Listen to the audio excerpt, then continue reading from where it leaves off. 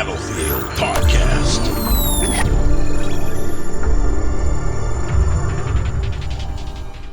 Hey everybody, it's Tim, aka Darkness429 from the Battlefield Podcast. Alongside me is Ola, aka Chalk1, and today we're going to be taking a look at the new feature to Battlefield 4 from DICE, and that is Levolution.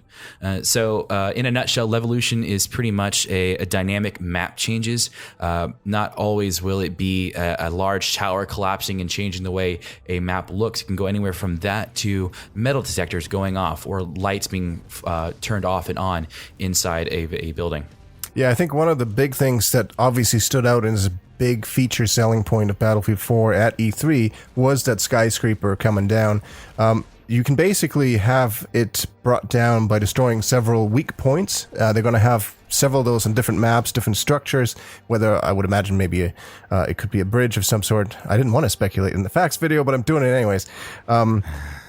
But there's also those smaller items that Tim mentioned, such as metal detectors and dynamic lighting that will go on based on motion in the building that can really be used tactically and strategically by a team. If you're setting an ambush, for example, of some sort, you'll be able to tell when people are coming into that area. What's really cool with this dynamic map changing is that it really makes a player adjust to his or her surroundings. Let's use the tower collapsing for an example. When the tower comes down, it not only changes the area around it, it changes the way that a player looks in the sky while they're flying the helicopter, or from the AC-130, its complete view is blocked out by a huge cloud of dust. The maximum view distance is it's drastically changed. So it's little things like that constantly making a player adjust to the surroundings really coincides with DICE's rock, paper, scissors model.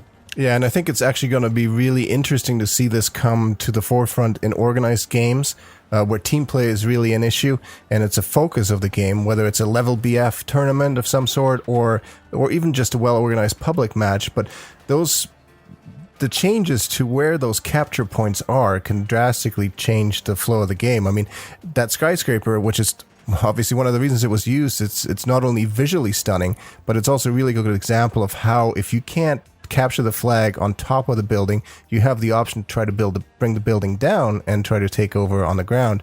And it also makes the other team have to defend not just the flags, but the weak points that basically control where that flag remains. I think it's going to be really interesting to see, and looking forward to seeing more of these features in different maps. There was another one, Tim, that you should talk about, these tank bollards that were highlighted as well. Yeah, so they show this is just more of the minute Levolution changes that they're showing. These tank ballers, what they are, they if you're not sure what a bollard is, it's just an object that is placed to impede movement. So what these do is they come out of the ground and they have two sides, a red and a green side. So what it does, it lets on the green side you can pass through the ballers, but on the red you can't get through. So you can block a jeep or a tank from moving in on a certain position.